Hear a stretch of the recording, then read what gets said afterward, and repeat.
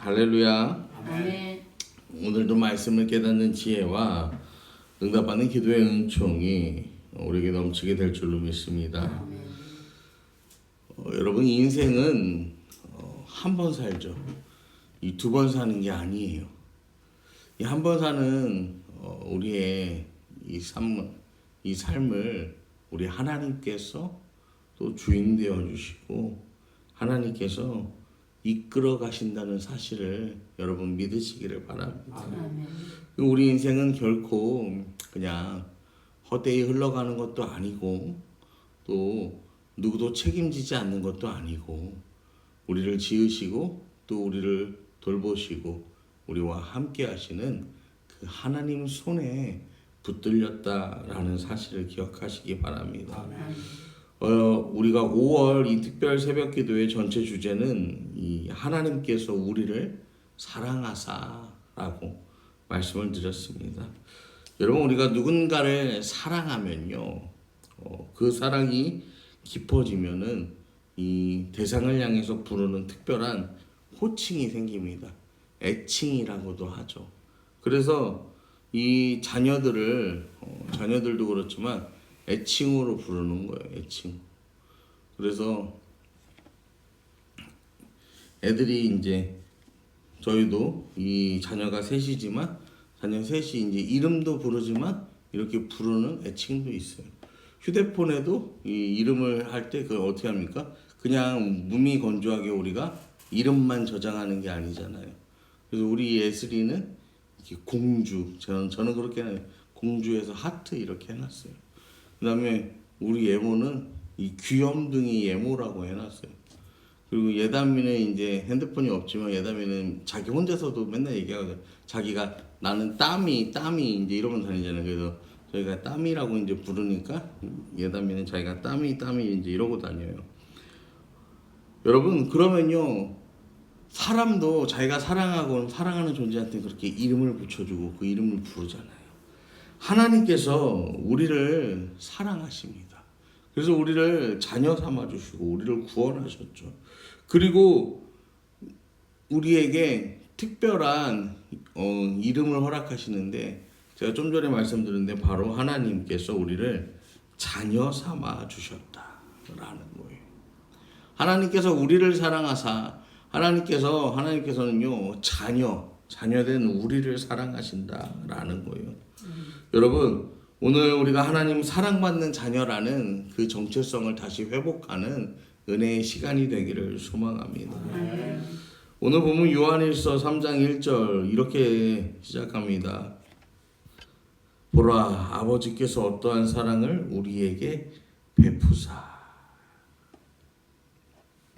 하나님께서 우리에게 어떠한 사랑이라고 하는데 이게 세번역에서는요 얼마나 큰 사랑이라고 그렇게 해석합니다. 그러니까 하나님께서 우리에게 우리가 이로 다 말로 할 수 없는, 우리가 셀 수도 없는 엄청난 큰 사랑을 우리에게 허락하셨다라는 거예요. 그게 뭐냐면 바로 하나님의 자녀라 일컬음을 받게 하셨는가. 하나님께서 우리를 자녀라 불러주셨다라는 것입니다. 여러분, 여기서 이 어떠한 사랑을 우리에게 베푸사라고 하는데 이 어떠한이라는 뜻이요 포타포스라고 하는데 이게 뭐냐면요 명백히 도대체 무엇을 이런 뜻이에요. 그러니까 이 원어가 의미하는 바가 무엇이냐면요 이 사랑이 어떤 사랑인지 우리한테 명백하게 보여주는 거예요. 우리를 자녀 삼으시는 하나님의 사랑이 얼마나 크고 얼마나 놀라운 사랑인지를 우리에게 보여주는 거예요. 이 사랑은 이 세상에 없는 종류의 사랑이라는 거예요. 여러분, 이 세상의 사랑은 대부분 어떤 사랑이냐면요 조건적인 사랑입니다. 그래서 쓸모가 있어야 되는 거예요. 예쁜 짓을 해야 되고 성과를 내야 사랑받는 거예요. 근데 하나님의 사랑은 어떤 사랑이냐면요, 무조건적인 사랑입니다. 그래서 우리가 아직 죄인 되었을 때 우리가 하나님을 알기도 전에 하나님은 우리를 자녀 삼기로 작정하셨고, 여러분 그렇게 우리에게 자녀의 이름, 자녀의 지위를 허락하셨다라는 거예요. 아멘. 여러분 세상은요, 세상의 기준으로 우리의 삶을 정하지만 하나님께서는요, 세상의 기준이 아니라는 거예요. 그냥 단 한마디로 너는 내 사랑하는 아들이요, 내 사랑하는 딸, 내 사랑하는 자녀다라고 우리에게 말씀하셨다라는 거예요. 이 새벽 주님의 그 음성을 듣는 저와 여러분 되기를 소망합니다. 아멘.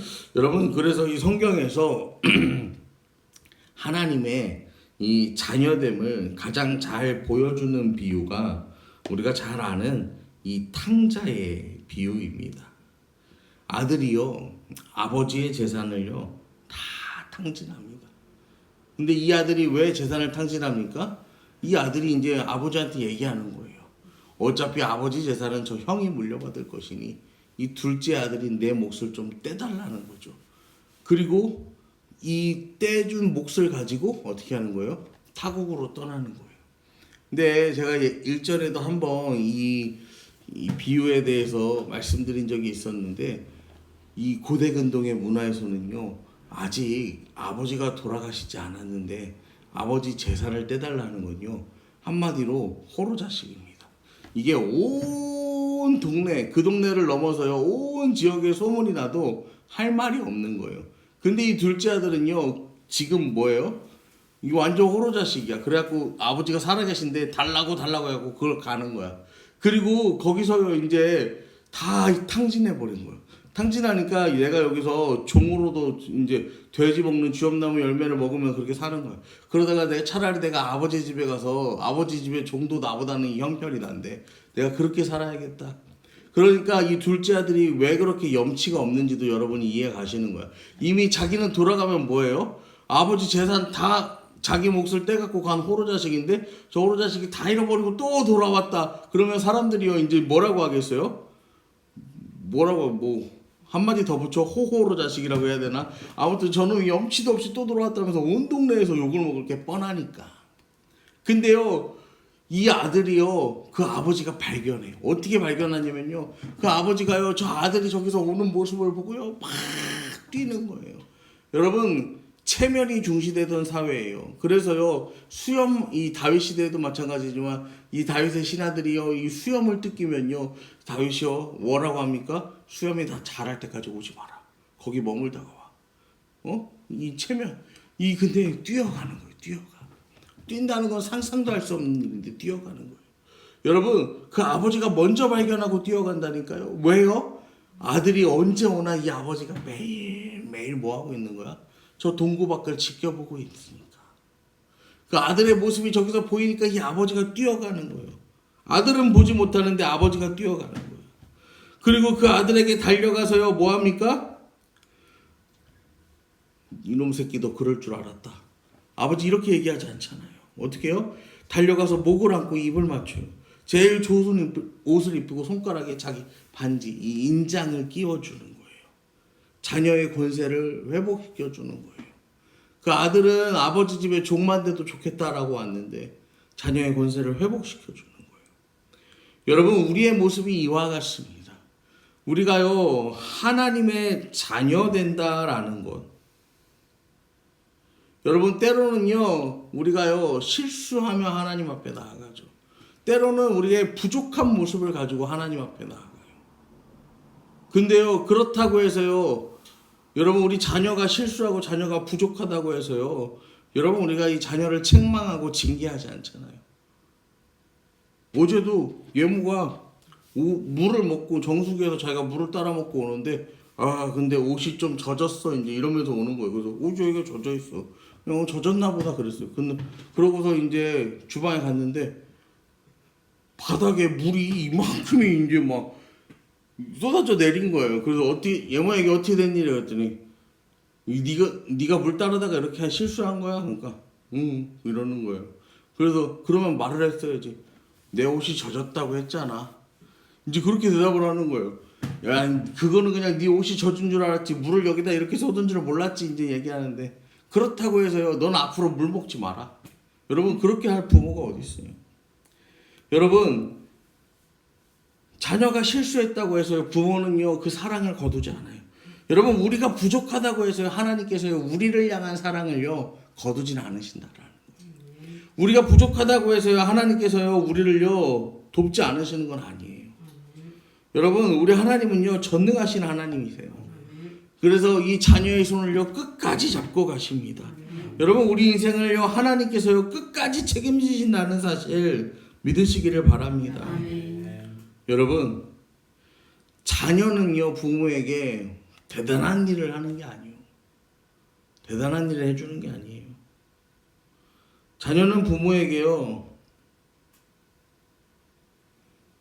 뭐 하면 되냐면 그저 이 부모의 사랑 안에 머물기만 하면 되는 것입니다. 머물기만 하면 되는 거예요.